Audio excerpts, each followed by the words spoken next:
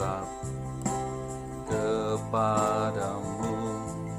Kau perlindungan dan kekuatanku. Ku berdoa kepadamu. Kau tanduk keselamatanku. Kaulah Tuhanku, Kaulah Rajaku, Kaulah benteng dan perisaiku. Hatiku rindu menyenangkanmu, ku sembah sujud kepadamu.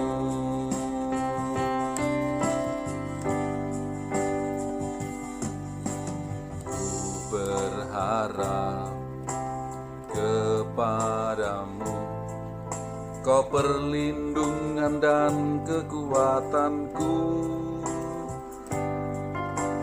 Ku berdoa kepadamu. Kau tanduk keselamatanku.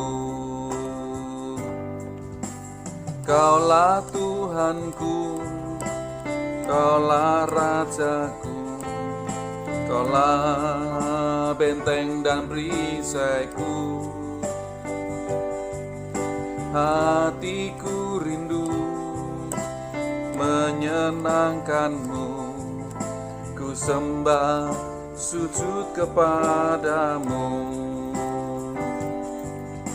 Kaulah Tuhanku, Kaulah Rajaku, Kaulah benteng dan perisaiku. Hatiku rindu menyenangkanmu, ku sembah sujud kepadamu. Ku sembah sujud kepadamu. Ku sembah sujud kepadamu.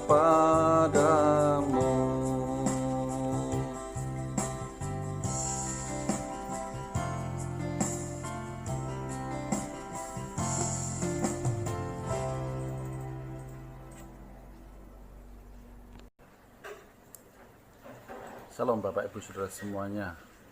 Bagaimana keadaan Bapak Ibu Saudara sekalian?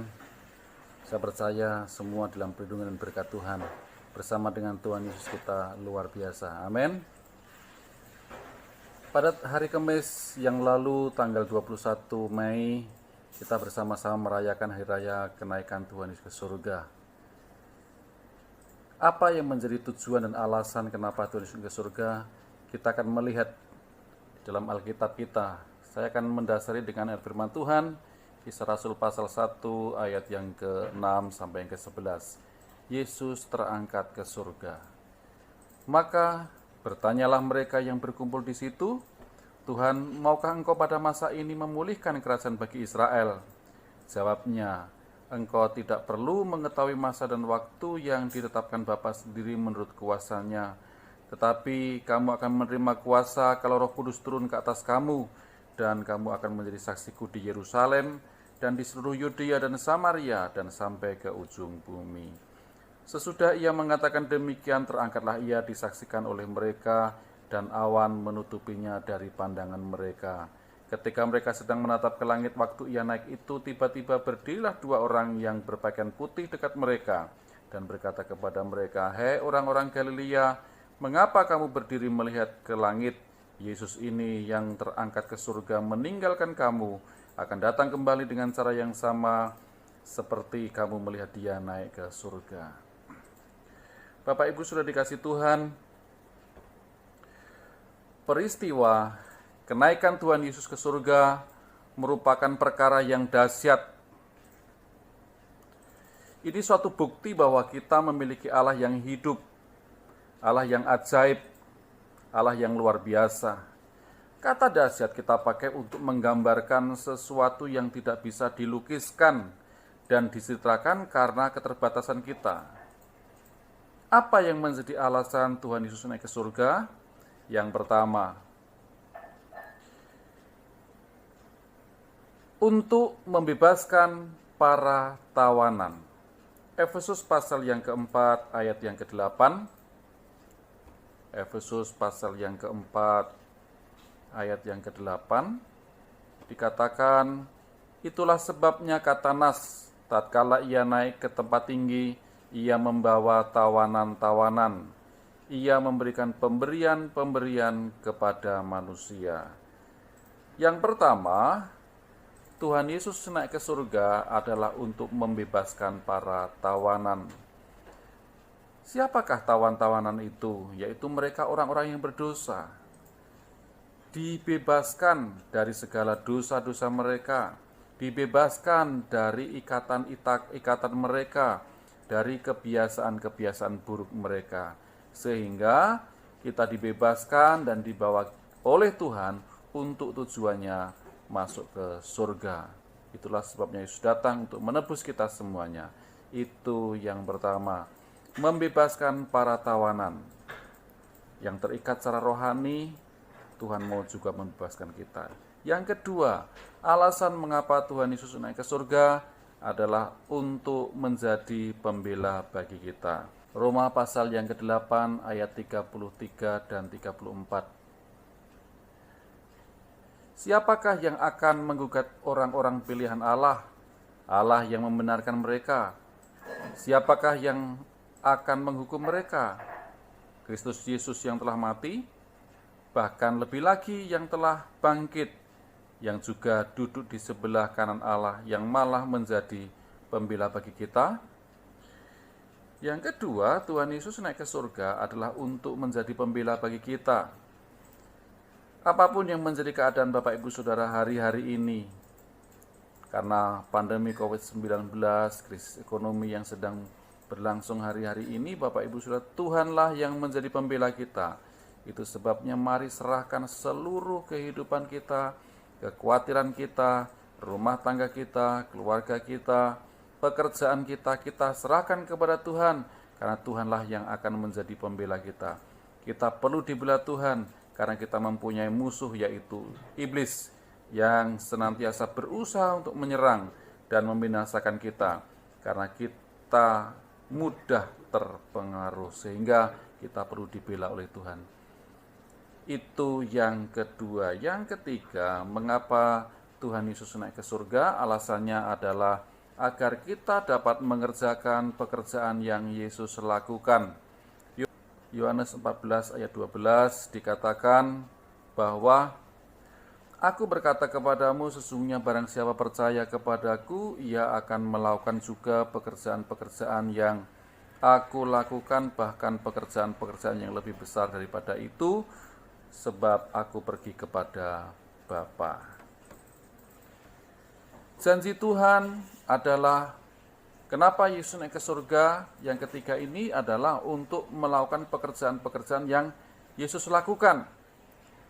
Itu sebabnya Tuhan Yesus mengutus Roh Kudus kepada kita, memberikan Roh Kudus kepada kita, supaya kita melalui Roh Kudus kita dapat dimampukan mengerjakan pekerjaan-pekerjaan yang Tuhan Yesus lakukan, bahkan di sini dikatakan yang lebih besar lagi, yang lebih besar.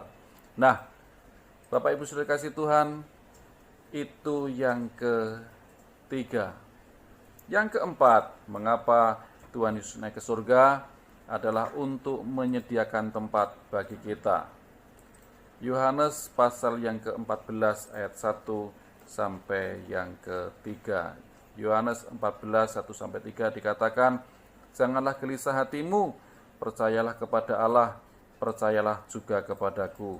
Di rumah Bapa-Ku banyak tempat tinggal, jika tidak demikian tentu aku mengatakannya kepadamu, sebab aku pergi ke situ untuk menyediakan tempat bagimu, dan apabila aku telah pergi ke situ dan telah menyediakan tempat bagimu, aku akan datang kembali dan membawa kamu ke tempatku, supaya di tempat di mana aku berada, kamu pun berada. Ini janji Tuhan. Tuhan menyediakan tempat buat kita, rumah di surga.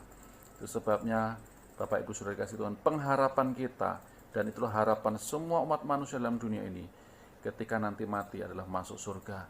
Dan Tuhan berjanji, Yesus naik ke surga adalah untuk menyediakan tempat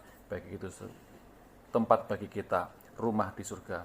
Dia berkata juga, akulah jalan dan kebenaran hidup, tidak ada seorang pun yang datang kepada Bapa kalau tidak melalui aku. Janji Tuhan, ya dan amin. Itu sebabnya tidak salah kalau Bapak Ibu Saudara kita semua percaya kepada Tuhan Yesus. Karena Tuhan Yesus menjadi pengharapan kita untuk kita masuk surga, dan Dia juga menyediakan tempat bagi kita di surga. Sebagai kesimpulannya adalah peristiwa kenaikan Tuhan Yesus ke surga merupakan satu momentum yang luar biasa, karena kenaikannya untuk menyediakan bagi kita, sehingga surga adalah pasti buat kita. Saat tempat di surga sudah tersedia, Yesus akan datang kembali dan menjemput dan membawa kita masuk ke dalam persekutuan yang kekal dengan Bapa kita di surga. Tuhan Yesus berkati kita semuanya. Sekarang saya mau berdoa bagi saudara yang mungkin hari-hari ini sedang mengalami pergumulan, ada yang sakit, di PHK, dirumahkan, dan sebagainya. Kita minta sama Tuhan supaya Tuhan mampukan kita untuk dapat melewati